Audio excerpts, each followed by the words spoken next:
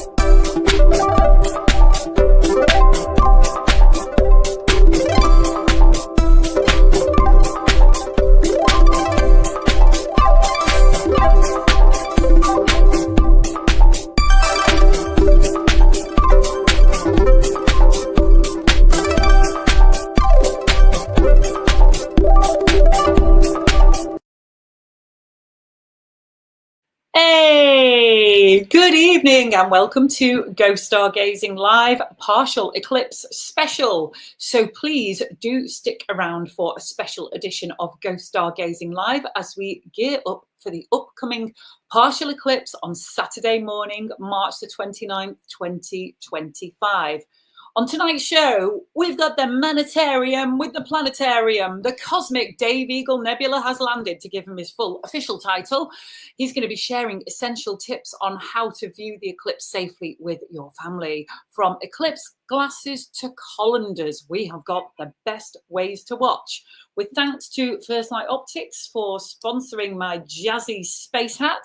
We've got Captain Neill, the big boss here at Go Stargazing. He will be taking us on a journey through the wonders of the night sky, including auroras and coronal holes. My corona's got a hole in it. Can I have a refund, please? What's lighting up our sky? Spring constellations and planets. What's visible this season? We've got possibly a guest appearance from a bit of a niche reference. I mean, you'd have to be of a certain age, unless they do a reboot, which they might have. We might have a visit from Johnny Five, the short circuit robot. And did you see the giant, big, curly-whirly space spiral the other night? Once again, to give it its full title. We'll also take a moment to honour the legacy of Alyn Wallace, celebrating his incredible contributions to astrophotography and the night sky community. Keep on watching to find out how to win a copy of his memorial book. Hosted by me, Vicky Video, your starry-eyed cosmic ringmaster, and Cosmo, the mithering sloth. Where's he been in the solar system this time? Who cares? Right, we've already got the comments. Let's just have a little play of our theme tune, and then we're going to go over to the comments, how they work and how you can contribute to tonight's show. So everybody, how long have I been doing this show for now? Possibly show number 8. You should know the words by now. So sing-alonger theme tune. It's Go Stargazing Live. Make the night sky come alive. It's Go Stargazing Live. Make the night sky come alive. Find the best and darkest places to go stargazing. Cool events and cosmic fun. We'll make the sky amazing. It's Go Stargazing Live. Make the night sky come alive. It's Go Stargazing Live. Make the night sky come alive. With your host, Vicky Video. And maybe, just maybe, a bit of Cosmo. It's Cosmo, the telescope sloth.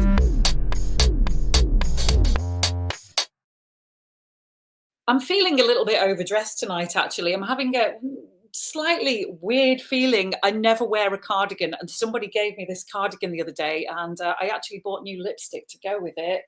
And I don't normally wear purple, but what do you think? Do I suit a cardigan? But in even better news, I've dug out the space pants because it all matches. So I've got the spangly pants on. I'm feeling pretty darn cosmic. We have got an interactive chat room. Please say hello where you are watching from. Don't be shy. Even if you've never joined in a live stream like this, come and say hello. Just type it in the comments and they will pop up on the screen and you will get a dopamine rush like no other. Trust me. We have learned astronomers on standby to answer all your questions. Even if you and the kids are just getting into the world of stargazing, please ask away. We are here to equip you with the utmost basics. So don't be shy. Even if you don't know your Uranus from your elbow, we can help. Right, the comments are flooding in. My computer is melting. David Miller, hello. Neill, hello, Vicky, Dave, and Neill, number 5 is defo alive. Audrey McAllister, hello from Scotland. Sue Sprouts, Leeds, West Yorks. We are all over the country tonight. Mark William Stockdale, hello from Keltian Fife. Hello, Tracy. Hello, Durham. Hello to you, Durham. Jane Brady, she's in Middlesbrough. There's a lot of people north of the border tonight and all over up in the north there. Maybe you've got some Aurora tonight. Philip Valentino, watching from Spoonshire. No idea where that is. West Lancs, hi Faye. Dave's in this font is tiny on my screen. Abernethy, Scotland. Mike, hello. Hello from Eastleigh, Hampshire. Thank you, everybody. This is lovely. I'm feeling loved. Welwyn Garden City in Hertfordshire. Hello, Anit. That's very nice of you to join us. Keep your comments flooding in. And we've got, where's Cosmo been tonight? It's getting warm in here. Is this heater blooming? Come on. Yes. My storage heaters, come on. We've got super futuristic storage heaters that are supposed to be able to gauge the temperature of the day, but they come on at night and whew, there we go. Probably because I'm wearing tinfoil pants. Thankfully, not a tinfoil helmet. So we've got Cosmo later on. Where has he been with Cosmo's little quiz? And lots of other good stuff as well. So coming up now, we have got somebody who I became familiar with in lockdown. They were the days, weren't we, where we didn't have to go anywhere. How good was that? And he was doing lots of imaging of Venus. And I was transfixed by his photographs. But it turns out he can do much more than photograph Venus in all of her shaking and shimmying and shape-shifting phases. It's Dave, what did I call him before to give him his full title? The Manitarium with the Planetarium, the cosmic Dave Eagle Nebula has landed. Here he comes. Good evening, Vicky. Hello, love. How are you everybody out there? Hey. Venus has just done its little curvy thing again, passing near the sun in the last week or so. So I've managed to get out there and get a lovely curve of it, but it's on the other side of the sun now, so it's in the early morning sky. So it's a bit more difficult to catch now. And your photos of Venus remind me of when your little fingernail accidentally snaps off and you find it down the back of the couch. It's like she's a sliver, isn't she? That's the one, yeah. Because you're getting the sun just hitting the very edge of Venus, so you're getting a very thin crescent, just like the moon, really, because it orbits inside the Earth's orbit close to the sun, so the sun comes at an angle and it produces the phases just like the moon. Yes, and considering she's so tiny, she belts out a lot of light, doesn't she? There's a sliver. Well, she's about the same size, just slightly smaller than the Earth, but covered in these thick clouds. You've got a heavy carbon dioxide atmosphere, and these clouds reflect a lot of sunlight. So it is very bright. And if you know where to look and do it safely, avoiding the sun, you can actually see Venus even with the naked eye during the daytime. It gets that bright. I remember, I think it might have been the National Astronomical Conference. I can't remember the precise detail. Everybody's got a Chris Lintott story. Chris is a presenter in the sky at night. And when the astronomers came to Manchester for that, we all saw Venus in the day hanging by the moon. It was so exciting. Yeah, it's great when you first pick it out. And then you think, how did I miss it? Because it's so obvious. I can see it clearly. Yeah. And then when you lose it, though, that's it. Sometimes it's yeah, that's it. It's gone. it's like optical illusion. Your eyes focused in So, but when the moon's there, you can focus your eyes on the moon, and if Venus is nearby, then your eyes are virtually focused on it. But without the moon, to focus on, is quite difficult. David Miller is saying hello. Hi, David. Have you met him in the flesh? Not sure. I meet so many people when I'm traveling around. Oh, there you go. I'm trying to look at the picture just to see. Where are you based, David? It is up in Abernethy. Abernethy? Might be saying that wrong. Excuse me. Right. Okay, and hello to Elaine in Llanelli. Hello there. Hello, Elaine. Right, okay. So, Dave, what's happening on Saturday morning? Fingers crossed we get good weather. Oh, fingers crossed. Yeah, at the moment it looks like it's sort of sunny intervals. So, and it lasts for about 2 hours. So there's a good chance we might get a clear bit as the event's going on. Can I show a couple of slides just to show what's happening? Absolutely. Let's get them up on the screen. So that is a. Hold on. Press the big red button. Not the ejector seat. The other one. Oh, not that one. Okay, right. Okay, right. Let's have a look and just see where we are. There we go. So there we go. That should be there now. I'm hoping. Is it ready to share? Is that it? There we go. Marvelous. Hey. Yep. So there we go. So we're just going to quickly talk about what an eclipse is and what's happening. A couple of weeks ago, we had the opposite effect, where the Earth was in between the sun and the moon. And what happened there was that the Earth cast a shadow onto the moon, and it went dark and then went red. Unfortunately, it was in the early hours of the morning. I don't think many people got up to observe it. And then just as it went into the shadow of the moon set in the early hours just before the sun rose. So that's a little bit awkward to observe. But over in the United States, they got a grand view of it because the moon was still up above the horizon when it happened. There are three types of eclipse. The one we don't really talk about is the one.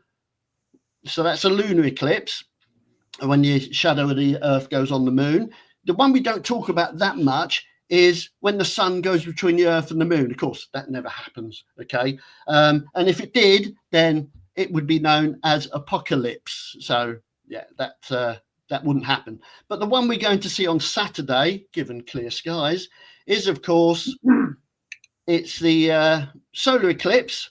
And it's where the moon goes in between the sun and the Earth as it goes around in its orbit around the Earth, and it blocks out the sun. Now, a lot of people ask, well, how does that happen? Because if you look at so that's a solar eclipse, and it's going to be quite a large partial on Saturday. And if we look at the sizes of the sun, the Earth, and the moon, you can see the sun is much bigger than all of them. So how does the moon, that small, block out something as big as the sun? Of course, it's all to do with distances, isn't it? The sun is much further away from us, 93 million miles, but the moon is about 240,000 miles away from us. And so from the Earth's perspective, the sun is a lot smaller. And so the moon looks about the same size. So when they're lined up and the moon goes in front of the sun, it can completely blot out the sun when we get a total eclipse. But we've got a large partial on Saturday. I'll go into what you're going to see a little bit, but here's a total solar eclipse I was lucky enough to see, and this in America a few years ago in 2017, and you can see the black side of the moon because you'll see in the night side of it, it's in shade because it's lit on the other side because the sun's behind it, and you can see the atmosphere of the sun. We're not unfortunately going to see that on Saturday because you only see that outer atmosphere of the sun when you get a total eclipse, but it should be a very nice event anyway. And the sun is really, really active.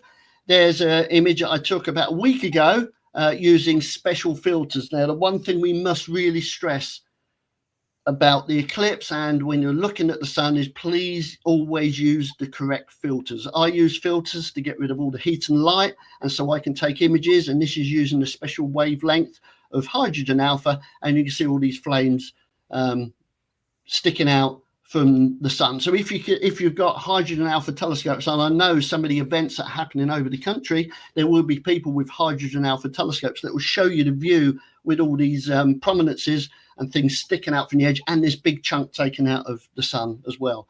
So that would be good to look out for. And this is another one that's on the edge. And of course, it's that big dark spot there, just over on the left-hand side. That's where all this activity, or a lot of activity, comes from. And the sun is at maximum activity at the moment. And so we get lots of sunspots, and those sunspots send lots of particles towards the Earth, and then we get the northern lights formed. And this was a display that happened last May, which was absolutely fantastic. We had about 4 displays last year. We had a display on New Year's Day, which I didn't see. And there was also a display last night that they saw in Norfolk. So have a look towards the north. When you get an alert to say the northern lights are going to happen, there are apps you can download and they'll tell you when that's going to happen. But look out for those. You usually see a greenish tinge towards the northern horizon. Not always as bright or as red as that. But if you've got a mobile phone, point it up and take a picture, because they're much more sensitive than the eyes to the colour. So they show the colour up much better. And there's another one that was taken last September when we had another display. So keep looking out and see if you can spot these northern light occurring. That's it for now. Shall I stop there? And then sure, we'll first of all, let's talk about the eclipse glasses. What is the safest way to be observing the eclipse with the kids? Well, the safest way is always to use some sort of filter. So these eclipse glasses, the best way, and I know Go Stargazing, we're sending out lots of these to people who are organising events that can enable you to watch and see the event. Always check to make sure that if you're using these, they're not that old, because, you know, after time they can degrade and let light through that you don't want in your eyes, like ultraviolet and infrared light. And they will stop that getting into your eyes and damaging your eyesight. And make sure that inside here, they usually got a CE label, which says they're safety and that they're safe to use. There you go, the CE code, and that will tell you that it's safe to use. So that is much the safest way of observing the sun.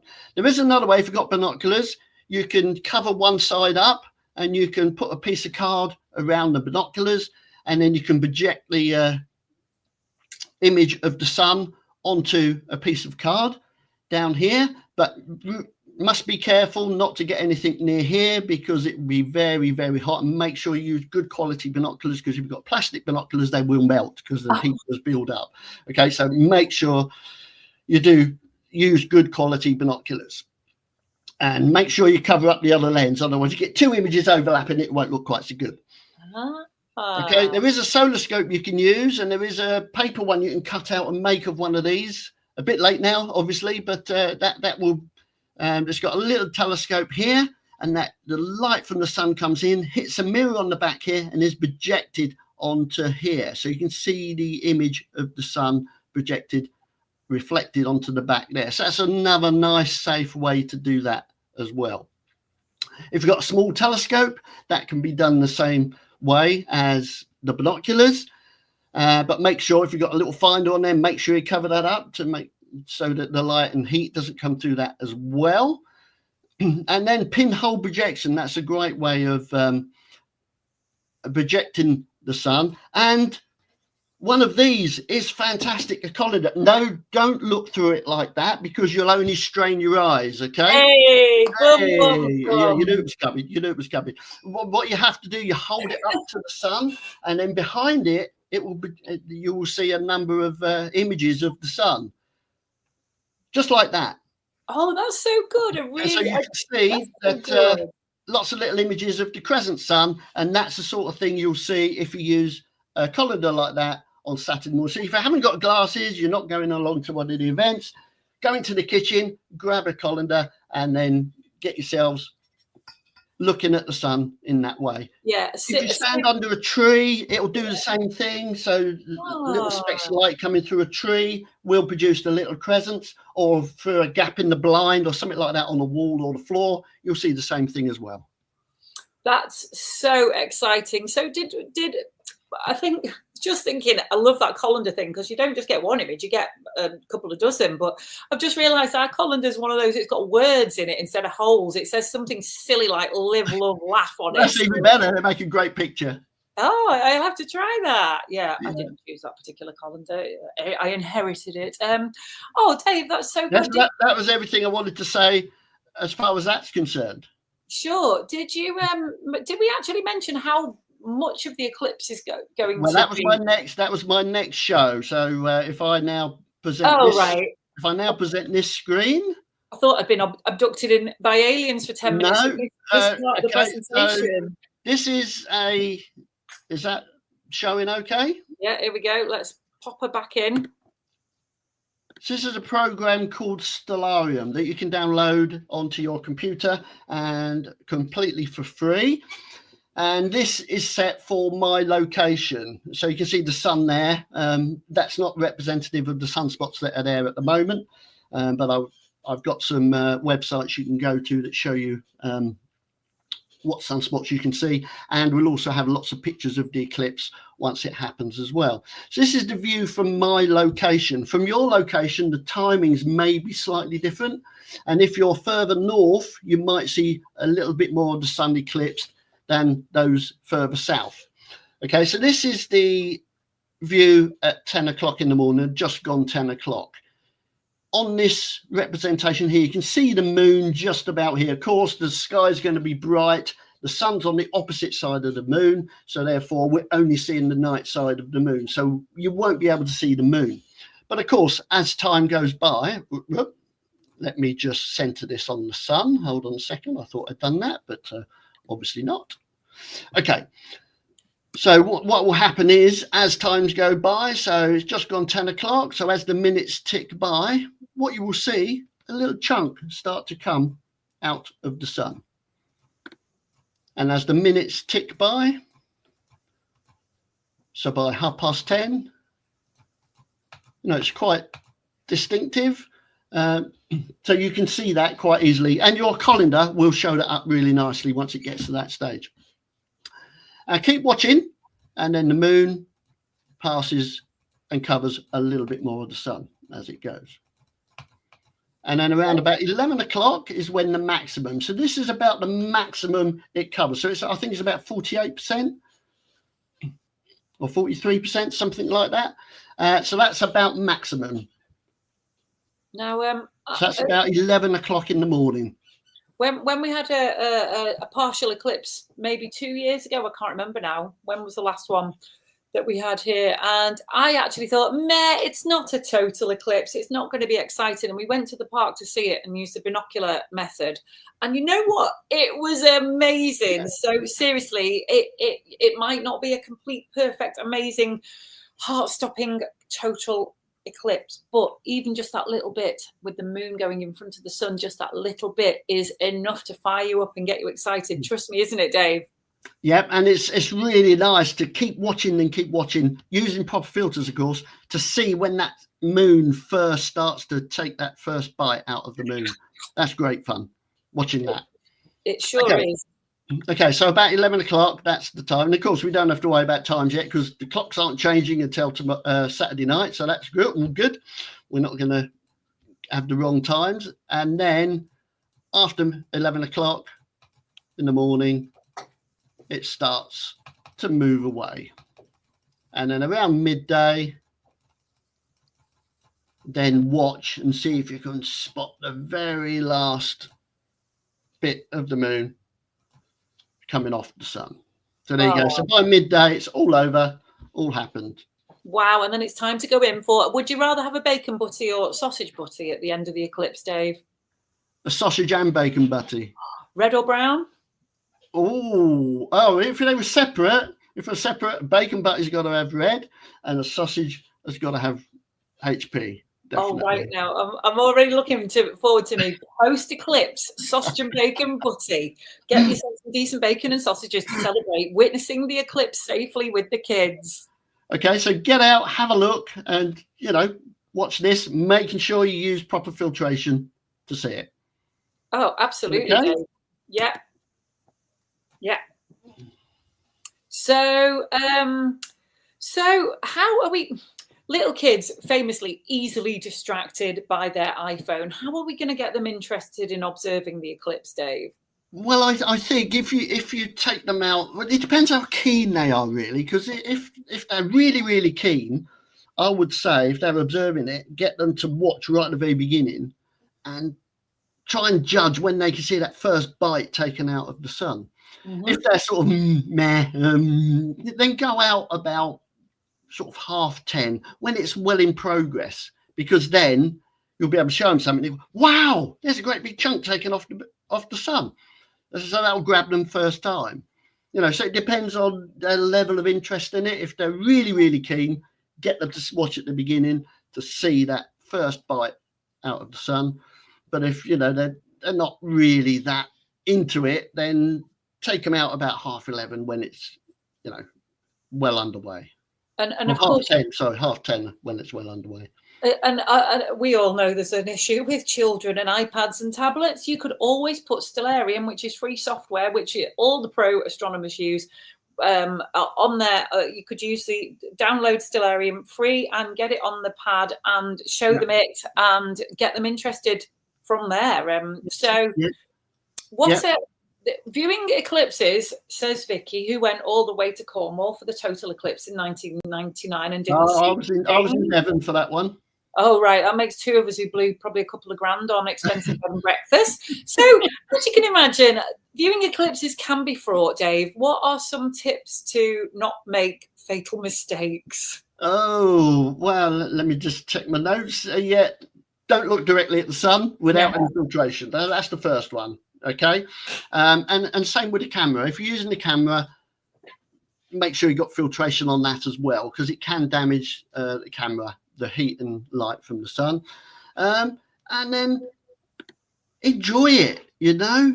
A lot of people are frantically trying to get the exposures right and taking pictures, but just sit and enjoy it. Enjoy the view. That's that is very important, especially if it's your first eclipse. Just enjoy it. And then if you want to take some pictures, there's going to be loads online. And then, next eclipse, I'm going to see if I can take some pictures. Dave, we've got a little interruption coming. Do you know who this is? Cosmo's appeared. Cosmo's appeared. We're going to do Cosmo's quiz.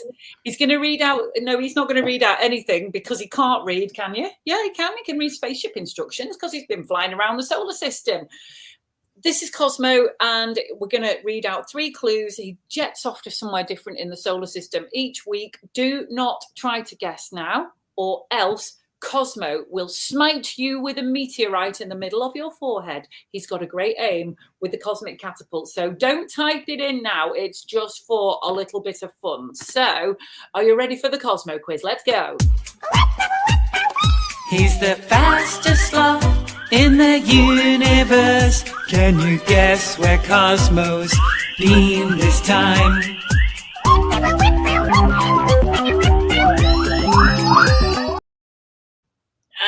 Cosmo, what's happened to you?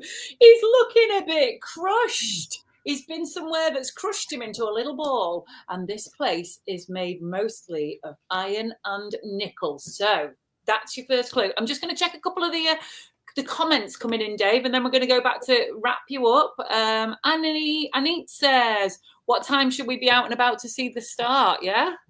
What time, Dave? Just after 10 o'clock. Did I say? Let's just have a... Yep, so just around about 10 o'clock in the morning is the start, when you see that very first little nibble. And then maximum eclipse is about 11 o'clock. Alison Broughton says, let them download the Stellarium app. It's fab. So good. And Stephen says, Sophie from Huntley. So hello, Stephen or Sophie, one or the other, having an identity crisis there. And David Miller is having his SeeStar little remote telescope in his front garden, passing out eclipse glasses, which he got from Go Stargazing. Fingers crossed for clear skies. And Anit says, thank you very much.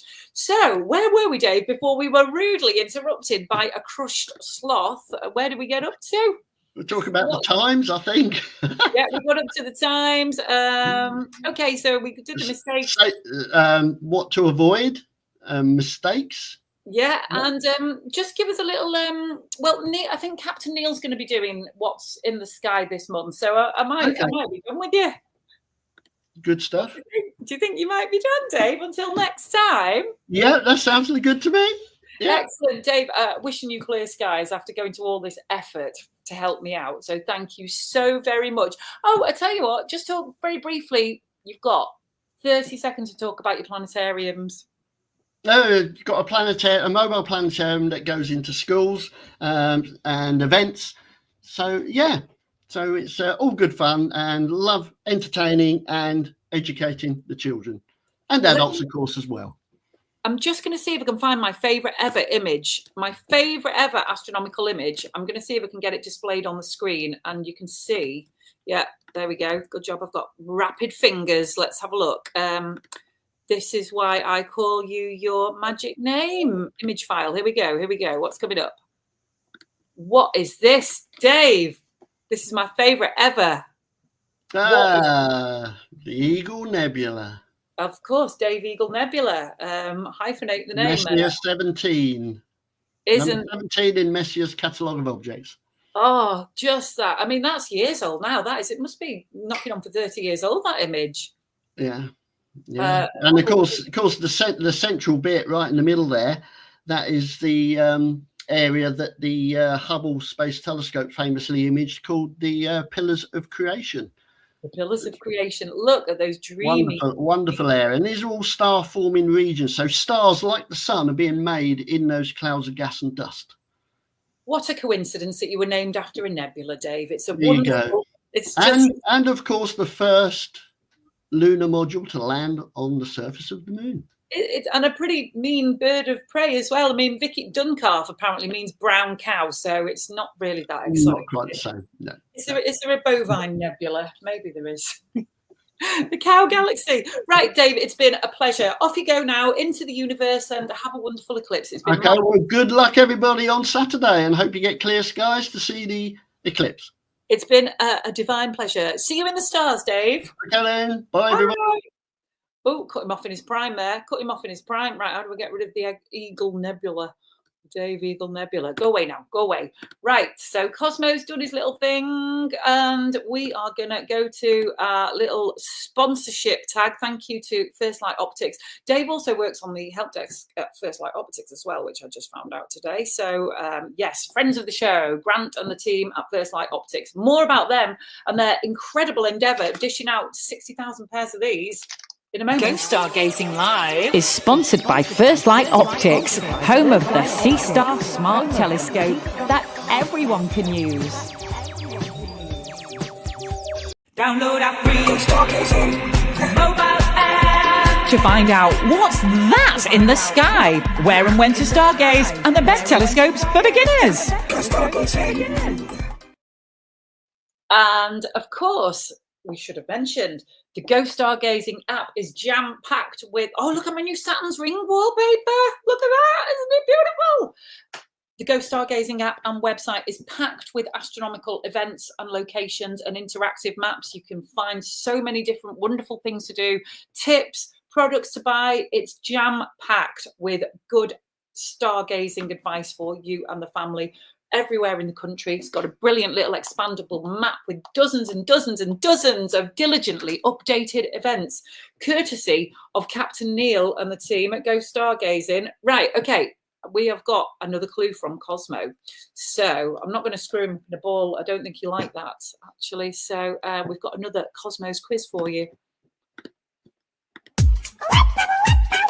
He's the fastest sloth in the universe. Can you guess where Cosmo's been this time?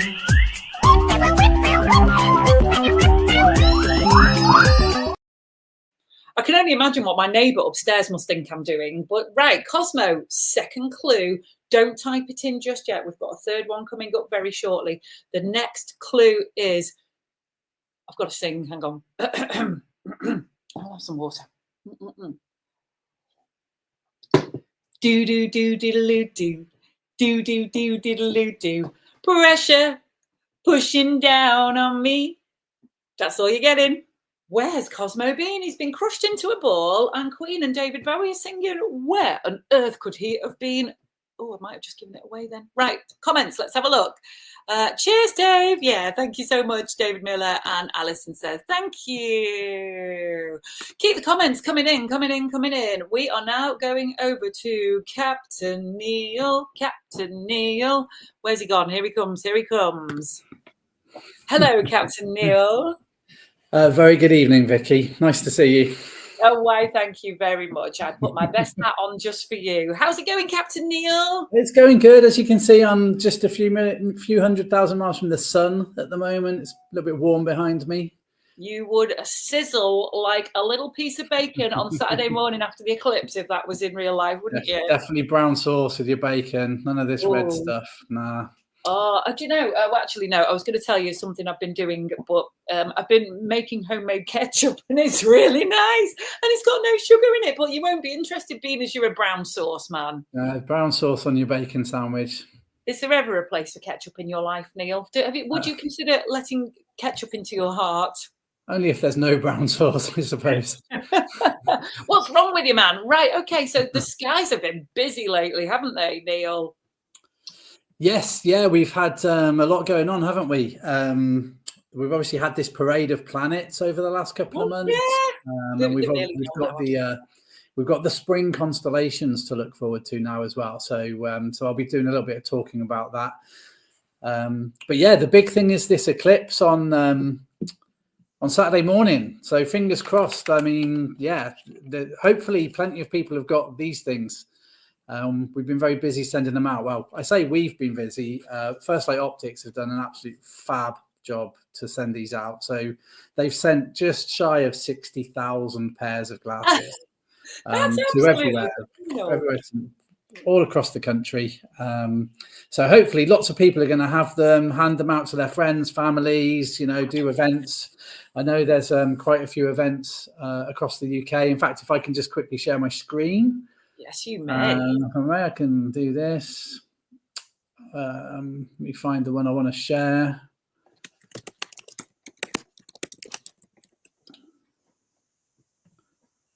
This one here. So if you can put that on for me. So this is a web page on my website. You can get to it from the homepage of gostargazing.co.uk, and it just explains a little bit about the eclipse on Saturday, when and what to expect. These are pretty, the times are pretty much from 10 in the morning till 12, but it does vary a little bit depending on on your exact location. There's a little bit that Dave was going on about, which is needing solar glasses. This is a photo of me and my last distribution of glasses, which was only 5,000 last time. So, but really what I wanted to point out is that if you don't have these solar glasses, or if you would like to go somewhere where you might see this eclipse, where this is a map of organizations and locations hosting eclipse events. There's probably about 100 of them, I can imagine. So unfortunately, I haven't been able to put all of them on the website because I just haven't had time. But there's loads. So have a look at the website and see if there's something going on near you. So many to choose from. Of course, it could all be thwarted by cloud, and we'll just be sat at home eating our. Well, this is it. So this is it. I kind of maybe jinxed it by sending all of these cloud magnets glasses. But if you keep hold of these, keep them safe, keep them somewhere dry. Dave was saying that they have a lifespan, but it's actually a lot longer than people think. They've done tests, and these things last quite long. But as long as they're stored away safely, there was another partial eclipse visible from the UK in August 2026.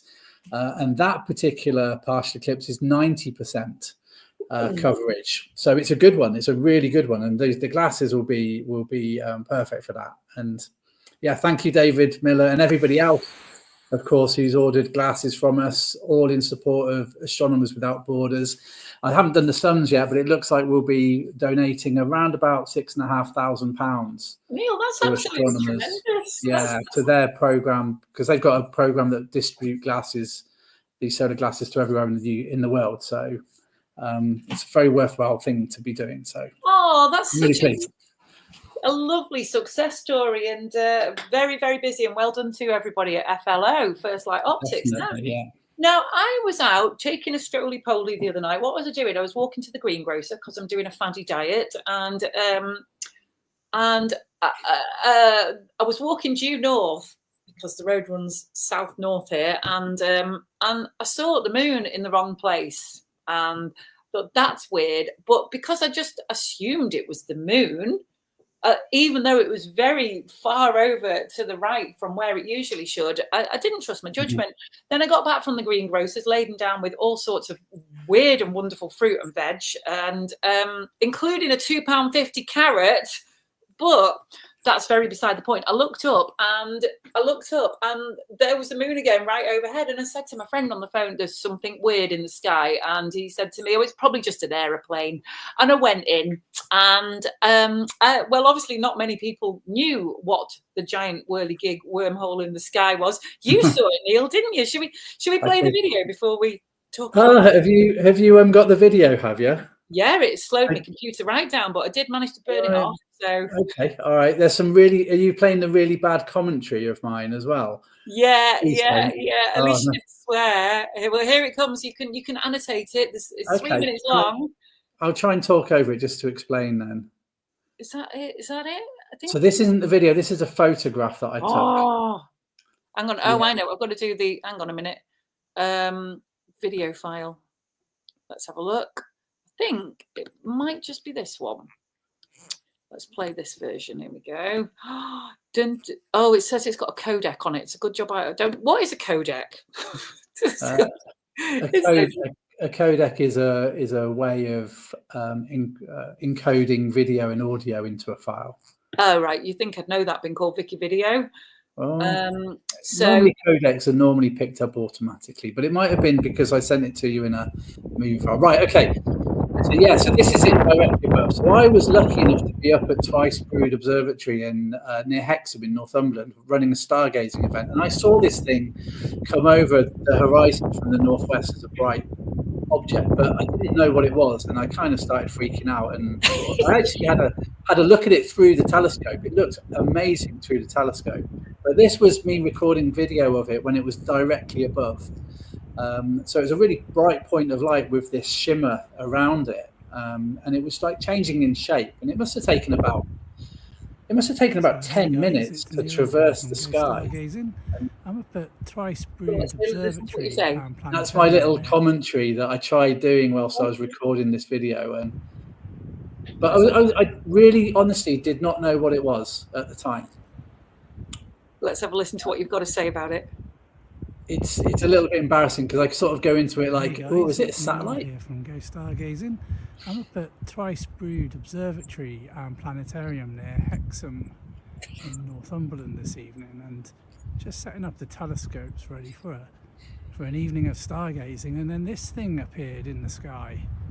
I have no idea what it is. It looks like it's a bright satellite of some sort. We've just had a quick look at it through the telescope. It just looks like a bright point of light. As you can see, it's creating a wonderful pattern up here. So it must be maybe a satellite or a rocket booster. Or hey, like got it right. Got it right. Yeah. So it was indeed a SpaceX rocket booster that apparently had dumped some excess fuel. By fuel, that's hydrogen and oxygen. So it's not like oil that dumped into the atmosphere. It's basically that would have turned to ice, and then mainly because of the time of the night. So it was just after 8 o'clock in the evening. So the sun had set, but it hadn't set very low in the sky. So the sun was still illuminating the skies, and then as this thing passed over, it caught the sunlight, and that's how it was so bright and so visible. I was very lucky, of course. I was in Northumberland, dark skies, no light pollution. I'd been setting telescopes out for about 20 minutes, and my eyes had dark adapted. I had a most amazing view of this. Very privileged, really. Was there any point, Neill, where you thought it might not have been something human made? No. Not on this occasion. It is pretty spectacular. So would you like to explain to the class exactly what it was then? So, I mean, it was a SpaceX booster, probably putting some more of these damned space Starlink satellites up into space.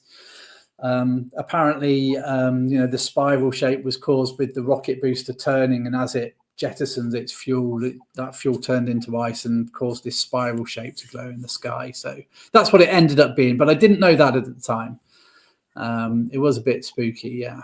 It was a little bit spooky. Yeah, pretty cool. And even I saw it in the centre of Manchester. Drop in the comments, did you actually see it? So great. Mark says he's ordered 100 pairs, gave 40 to the granddaughter. We're doing space as a project, and the rest are for the Astronomy Club event. So that's great. Well done. Thank you very much for supporting Astronomers Without Borders, and hope you get some decent clear skies, Mark. Right, we've had the bane of my life. I live in city centre Manchester, and I'm looking due north now, and that is where the city centre is. So I never get to see the aurora. We've had good aurora lately, haven't we? We have, yes, and just recently as well. So again, if I just quickly share my screen once more. So yeah, so this particular image, if you could share it for us. Let's have a look. The sun one, yeah? Yes, please. Yeah. So this is an image from yesterday taken by the Solar Dynamics Observatory, which is a telescope, a space telescope, constantly pointing at the sun, constantly imaging it. And what this is showing is this region, this darker region towards the bottom of the sun is what's called a coronal hole. So this is a hole in the sun's outer atmosphere, and it allows all of the stuff from the inner atmosphere to spew out. So basically, this coronal hole has done the job of what we would normally expect from like a CME, so coronal mass ejections, which are emitted from sunspots. They're the normal or the most recent causes of the aurora. But this particular yesterday and even tonight and even tomorrow night, I think, because this gigantic coronal hole is facing towards the Earth, we're seeing a lot more of these solar particles, which end up causing and giving rise to the northern lights. So I think it's cloudy tonight, but tomorrow night's looking a little bit better. So it's something worth looking out for. Excellent. Great. So, and the skies are changing, the world is turning, and Orion's disappearing off into beneath the horizon. The spring constellations are coming, aren't they, Neill? They are, yep. So again, I've got another screen share ready for you, Vicky. Keeping you busy tonight with this. Working those fingers. So yeah, so this is current date and time. Tonight, looking towards the south. This is the skies as we see them. So you mentioned Orion. So this is this pattern of stars over here. It's starting to get a little bit low in the southwest. So as the Earth is continuing its journey around the sun, it's moving away from the constellation of Orion. So we're almost kind of looking back on it, back towards sunset. So we're going to lose that constellation within the next month. But then that reveals the springtime constellations, which are these patterns of stars here.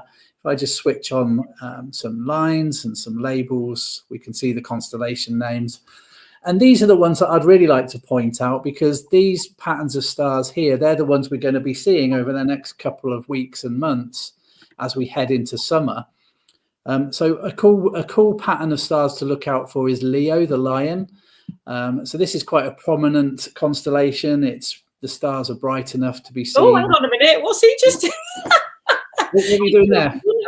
We haven't got on to him yet. Jump the gun there. Yeah. So just look out for this backwards question mark of stars here. This is an asterism or pattern of stars called the sickle of Leo. Yeah. So that's the easiest way to find Leo. And then once you found the sickle, you can find his tail and his back here. So this is Leo the lion. I've got a prop. You got a prop? Wow. Not quite a lion, but you can see the resemblance is absolutely striking to a cat in repose. How about that? Yeah. There we go. Big cat wrangler. Just call me the Tiger Queen. Yeah. And of course, this pattern of stars, Leo the lion, it could also be a mouse. Thank you, Dave. So this is the mouse's nose, and there's his back, and then this is the mouse's tail. Oh, yeah. Of course, this is a constellation, so it's based on a story of Greek mythology, and there isn't really a very good story of Greek mythology involving a mouse. This is Leo the lion. So if I switch on constellation art, you can see this is how Greek storytellers saw the skies. So that's Leo, and then just moving around a little bit from Leo, we've got this. Just zoom out a little bit. We've got this very recognizable pattern of stars. This is the plough here. if you use the handle of the plow and it forms an arc, you arc to Arcturus. Arcturus is one of the brightest stars in the sky. I think maybe the third brightest. So it's a red giant star. So that's going to be twinkling away quite nicely tonight if it's clear. And Arcturus is part of Bootes, the herdsman constellation. So another little pattern of stars is to look out for is this kite shape of stars. It's called the Kite of Bootes. So have a look for that. That's quite cool. And then again, just following on, if you follow the arc to Arcturus and then spike to Speaker, this star here, this is the brightest star in Virgo. So this Virgo is a springtime constellation, and one that astronomers like looking for because this particular pattern of stars here, this V shape, these are quite faint. You'll only really see these stars from a dark sky sight. But within this bowl of Virgo, as it's called, there's loads of fuzzies. There's loads of cool stuff to observe with a telescope. So here is, I've just switched on deep sky objects, and every single red circle there is a galaxy. Another island, a vast island of stars, each one containing probably 400, maybe 500 billion stars. So there's a whole realm of galaxies within the bowl of Virgo. But they all kind of need a telescope. Another last thing that I wanted to point out, which is kind of fun, we're going to swing round towards the north for this. And it's in the constellation of Cassiopeia, okay, the W of Cassiopeia. If you just use this V shape here, the first V of the W, and you just zoom in and you point your telescope at this part of the sky here, there's a bright star here, but zooming in, it actually forms a bit of a pattern here. Okay, so this is an open cluster of stars. It's nicknamed the Dragonfly cluster. Some people call it the ET cluster. I call it the Johnny 5 cluster. There he is. Oh. So yeah, just switch back to my stellarium a second. You can see. Yeah. I mean, this looks much better through a telescope, and any small beginner's telescope will pick up this cluster. But you see, this is his two eyes, and then he's got his arms across the view here, and then even the bottom few stars look like the V shape of his wheels. So that's the Johnny 5 cluster. For those of you who remember the 1986 film, a little bit of fun there. It's bringing back a lot of nostalgia there. But do you remember his eyes used to turn red when he was angry? You don't want to see that in the sky, otherwise you're in trouble. Yeah, definitely not. Yeah. Johnny 5 still alive in the stars. Oh, that was a nice bit of nostalgia for the 80s. I think we need to bring him back, don't they? Great stuff. So what else have we got, Neil? I think it's just the book competition that we've got to go. Have you got some photos to share? Yes, I have. Just give me a moment. Neil, do you want to just introduce what we're going to do, and I'll just get the photos? Yeah, sure. So tomorrow, the 28th of March, is the first anniversary of the passing of a chap called Alyn Wallace. Alyn was well known in the astronomy community as a wonderfully talented astrophotographer. And he also used to run a monthly YouTube show called What's in the Night Sky, or Wittens as he used to call it. And I knew of Alyn. Unfortunately I never had the pleasure of meeting him, and I'm sure that we would have got together. And he was very much somebody who, where I do stuff for stargazing, he was somebody who does it for astrophotography. And it was a huge loss to hear of his passing. And so it's his anniversary tomorrow. So to mark his anniversary, we're giving away his book. All right. So this is the most, let me just try and get the camera on it so you can see it. Sorry about this. Should I remove my background temporarily? Yeah, hold it in front of your torso. Hold it in front of me, like that. That works. Yeah. So this is his book, and it is an incredible book. It is ideal for beginners or advanced photographers. It's got so much tips and tricks and how to take some of these amazing photos, and a whole lot of other stuff in between. I've just been you know, flicking through it, and it covers so many topics. So, you know, we're to mark the anniversary of his passing, we're giving away one of these books. And if you look on my Facebook page tomorrow, I'll put a post out about it, not only how you can enter the competition, but also where you can buy this from as well, because these are on sale, and they're just, it is the best book for astrophotography. And it's quite a meaty tome, and it retails at quite a substantial price as well, doesn't it? I think it's about £70 or £80. Yeah. So it's you know, it is a chunky book, but it's worth every single penny. It's just a fabulous book, and you know, so pleased that he was able to put this book together before he passed away. Oh, I know. And I was living in Wales at the time, and I never came across him. So, oh, that's so lovely. Thank you. David Miller says, love that so much. So, yes, keep following the Go Stargazing Facebook page for details on how to win that magnificent book. I've never seen a space book like that. It looks amazing. Yeah. Okay. The photographs in it are incredible. Yeah. Excellent. Yeah, I mean, his images, let's just have a quick squiz. He kind of has this rainbow look in his images, doesn't he? They're just so ethereal, maybe is a nice word to describe them.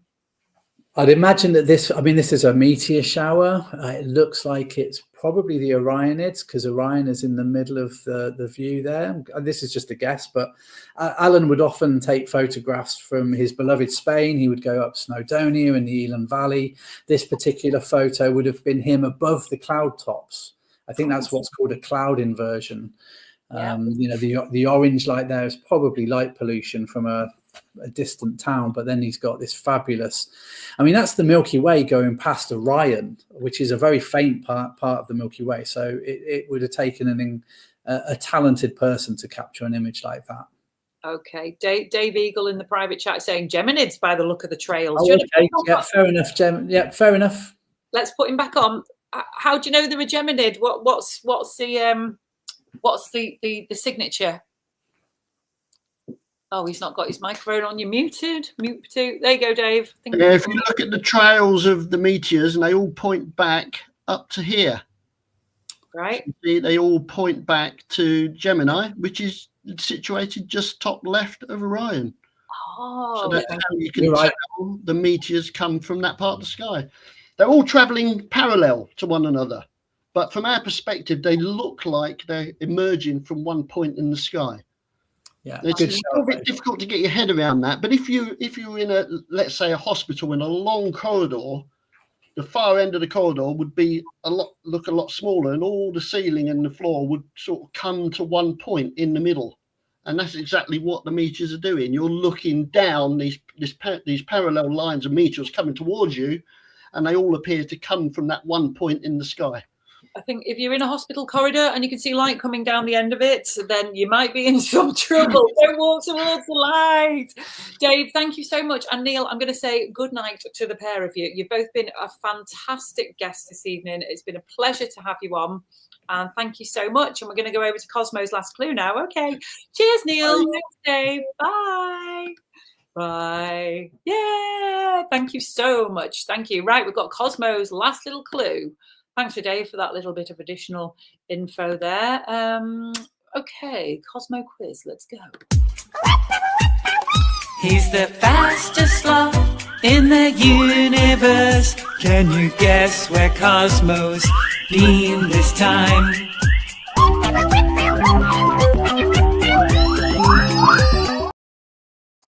In the background of that, can you hear that whoop, whoop, whoop sound? That is actually the sounds of the Cassini probe going around Saturn. No, in fact, it's the sound of Saturn's radio waves via Cassini. So that's pretty cool. Let's have a look here. We've got any messages? Cheers. Thank you. Thank you. Great night. Always happy. Brilliant, guys. Thank you so much. Well, you've got 1 minute yet. Got a couple of minutes yet. We've got to do Cosmo. Right, okay, and the final clue is, and it's a little bit cryptic, I'll recap on all the clues, but this hot pressured place is growing at 1 millimeter per year. Where could we be? So I'm going to recap the clues. Cosmo is looking a bit crushed. This place is made of mostly iron and nickel. The next clue was do-do-do-do-do-do-do, do-do-do-do-do-do-do, pressure. pushing down on me. And then the final clue, which is really unusual, and you'd have to be really techie and scientific to know this. This crazy place is growing at 1 millimeter per year. Where has Cosmo been in the solar system? Can anybody guess? We'll do a little Cosmo countdown. 3, 2, 1. Let's have a look if anybody can guess it. Can anybody guess where he's been? Yeah, the first one to guess. They don't get a meteorite smiting them in the forehead this time. You get a meteorite catapulted at you by Cosmo at a speed of 18,000 miles per hour. It could be a Geminid. Dave Eagle will know the answer. But rather than smiting you in the FOD, you get a baseball mitt to catch it. That is the present. That's what you get. So can anyone guess where Cosmo's been? He's been beaten every single time. Is anybody going to guess it? We'll count down from 10. Cosmo, 10, 9, 8, 7, 6, 5, 4, 3, 2. Cosmo, you flummoxed the audience. It's the first time ever. Guess where he's been? He has been to the center of the Earth. Dun, dun, dun. The pressure at the Earth's core, the pressure is immense. It's around 3.6 million times the pressure on the surface of Earth. It's very hot there as well, possibly as hot as the surface of the sun, with estimates ranging from between 5,000 degrees to 7,000 degrees. I Sang Under Pressure by Queen and David Bowie. That's from 1986.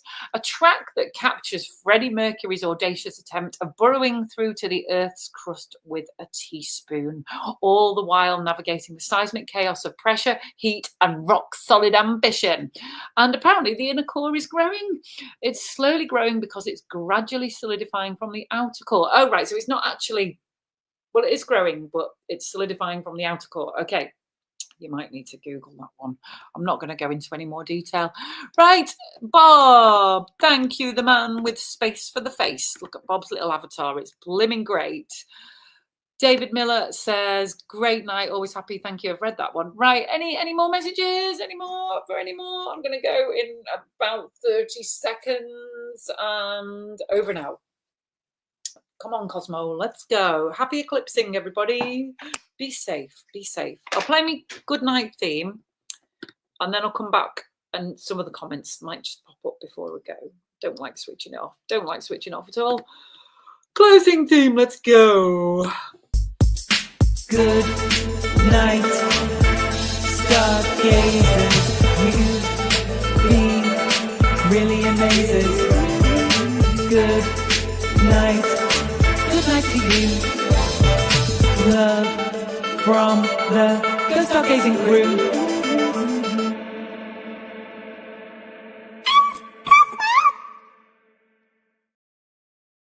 Thanks, Hal. Thank you so much for that. And thank you, Mike. Thank you so much, Mike, for that. Right, let's go. I'll see you in a couple of weeks for the next big sky event. I'll press the end stream button. Thank you so much. Clear skies. Keep looking up.